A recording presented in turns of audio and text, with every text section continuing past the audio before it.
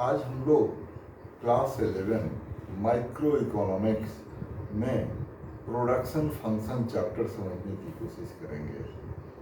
सबसे पहले समझेंगे कि प्रोडक्शन क्या है। प्रोडक्शन कन्वर्सन है इनपुट का आउटपुट में। अब ये जो इनपुट होते हैं वो दो टाइप के होते हैं, प्राइमरी इनपुट और सेकेंडरी इनपुट। प्राइमरी इनपुट चार होते हैं, land, labour, capital and enterprise. और सेकेंडरी इनपुट रॉ मटेरियल को कहते हैं। प्रोडक्शन प्रोसेस में प्राइमरी इनपुट्स अपनी आइडेंटिटी को मेंटेन रखते हैं और सेकेंडरी इनपुट को आउटपुट में कन्वर्ट कर देते हैं। अब ये समझेंगे कि प्रोडक्शन के कॉन्टेक्स्ट में टाइम पीरियड के पॉइंट ऑफ व्यू से दो टाइप, इकोनॉमिक्स में दो टाइप के टाइम पीरियड होते हैं, short run and long run, या short period, long period. Short period उतने ड्यूरेशन को कहते हैं जिसमें आउटपुट इंक्रीज करने के लिए सिर्फ वन या फ्यू फैक्टर को ही चेंज कर सकते हैं, सारे फैक्टर को नहीं। मतलब शॉर्ट रन में दो टाइप के फैक्टर्स ऑफ प्रोडक्शन हो जाते हैं, variable factor and fixed factor. Variable factor वो होते हैं जो आउटपुट के अकॉर्डिंग चेंज होते हैं, और फिक्स्ड फैक्टर वो होते हैं जो शॉर्ट रन में कांस्टेंट होते हैं। लॉन्ग रन उस ड्यूरेशन को कहते हैं जिसमें सारे फैक्टर्स ऑफ प्रोडक्शन आउटपुट को इंक्रीज करने के लिए, चेंज करने के लिए चेंज होते हैं। अब ये समझेंगे प्रोडक्शन फंक्शन क्या होता है। प्रोडक्शन फंक्शन होता है फैक्टर्स ऑफ प्रोडक्शन और आउटपुट में रिलेशनशिप को प्रोडक्शन फंक्शन कहते हैं। Production and factors of production के रिलेशनशिप को प्रोडक्शन फंक्शन कहते हैं। ये प्रोडक्शन फंक्शन दो टाइप का होता है, short run production function and long run production function. Short run production function को रिटर्न टू फैक्टर भी कहते हैं and long run production function को रिटर्न टू स्केल भी कहते हैं। शॉर्ट रन प्रोडक्शन फंक्शन का तीसरा नाम लॉ ऑफ वेरिएबल प्रोपोर्शन होता है, और लॉन्ग रन प्रोडक्शन फंक्शन का तीसरा नाम लॉ ऑफ फिक्स्ड प्रोपोर्शन होता है। लेकिन इसमें आने से पहले जरा आउटपुट का कॉन्सेप्ट समझेंगे। आउटपुट, रिटर्न या प्रोडक्ट, ये तीन टाइप के होते हैं, total product, average product and marginal product. Total product का मतलब होता है वेरिएबल फिक्स्ड फैक्टर पर वेरिएबल फैक्टर के इनपुट को लगाने से जो टोटल आउटपुट आते हैं उसको टोटल प्रोडक्ट कहते हैं। इसको और दो तरीके से निकाल सकते हैं, average product into unit of variable factor, और तीसरा फॉर्मूला हो सकता है sum total of marginal product, मतलब TP equal to sigma MP. दूसरा प्रोडक्ट होता है एवरेज प्रोडक्ट। एवरेज प्रोडक्ट का मतलब total product per unit of variable factor, मतलब AP equal to TP upon unit of variable factor. और तीसरा होता है मार्जिनल प्रोडक्ट। मार्जिनल प्रोडक्ट का मतलब addition to total product from additional unit of a commodity from applying one additional unit of variable factor. Marginal product निकालने का दो formula हो सकता है, T P N minus T P N minus one, या marginal product equal to delta T P upon delta of variable factor. अब जरा TP, AP, MP के बीच में आपस में रिलेशनशिप समझने की कोशिश करते हैं। इसके लिए एक शेड्यूल बनाएंगे, टीपी, एपी, एमपी शेड्यूल। इस शेड्यूल में 5 कॉलम बनाएंगे, fixed land, fixed factor, labour, variable factor, TP, total product, average product and marginal product. अब इस शेड्यूल को भी रटने की जरूरत नहीं है, सिर्फ एक बात ध्यान में रखेंगे, ये टेबल आसानी से समझ में आ जाएगा।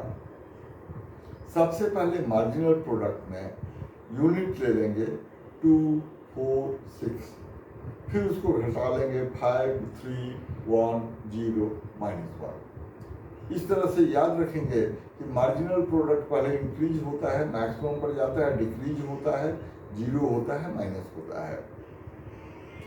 इसके बाद जितने एमपी में वैल्यूज लिखे हैं उसी के अकॉर्डिंग फिक्स फैक्टर को 1, 1, 1 करके कांस्टेंट कर देते हैं और वेरिएबल फैक्टर 1, 2, 3, 4 करके यहाँ से लिख देते हैं। फिर मार्जिनल प्रोडक्ट को ऐड कर लेंगे तो टोटल प्रोडक्ट आ जाएगा और टोटल प्रोडक्ट को यूनिट ऑफ वेरिएबल फैक्टर से डिवाइड कर लेंगे तो एवरेज प्रोडक्ट आ जाएगा। फिर इसको एक डायग्राम के फॉर्म में भी बना लेंगे। टीपी का इन्हीं सारे वैल्यू से टीपी, एपी, एमपी का एक डायग्राम बना लेंगे। उसके बाद टीपी और एमपी के बीच में रिलेशनशिप, अब जरा रिलेशनशिप समझ लेते हैं। टीपी और एमपी में क्या रिलेशन है।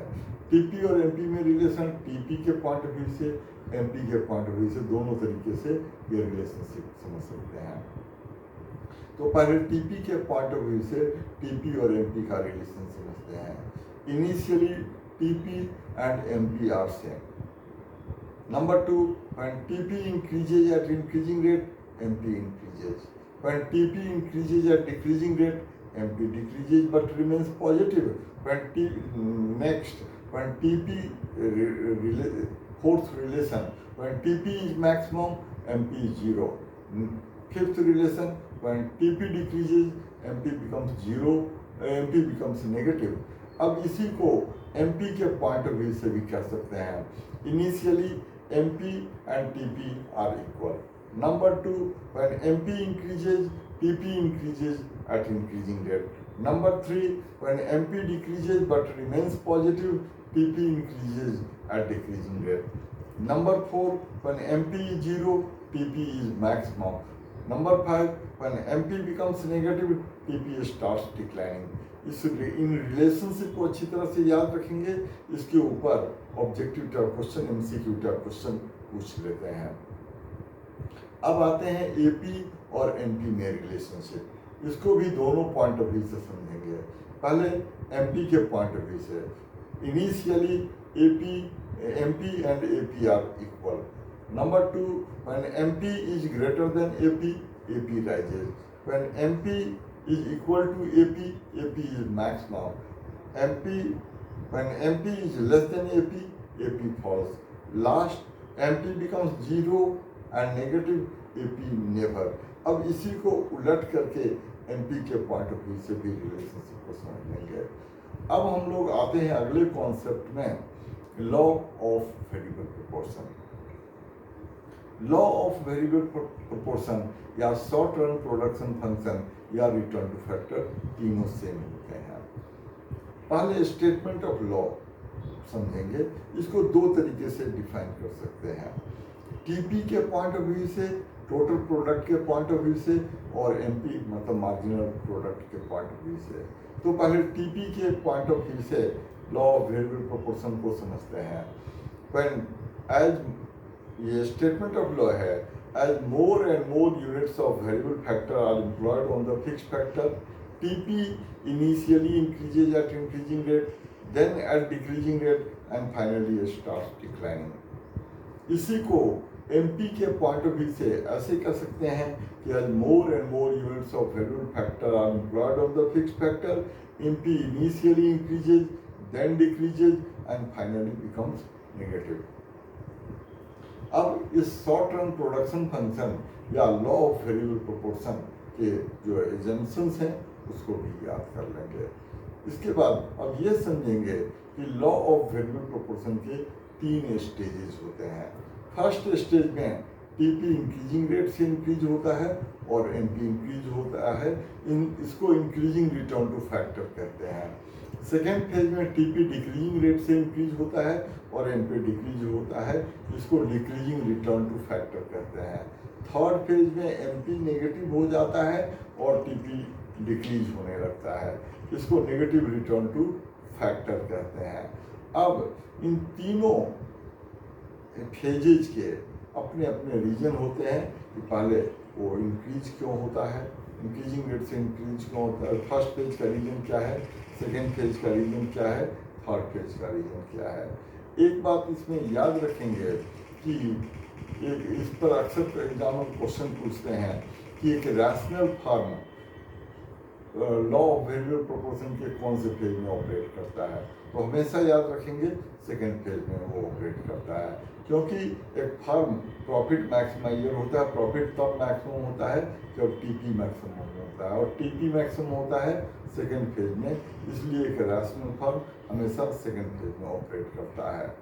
अब थर्ड इसी चैप्टर में और एक कॉन्सेप्ट है लॉ ऑफ डिमिनिशिंग रिटर्न।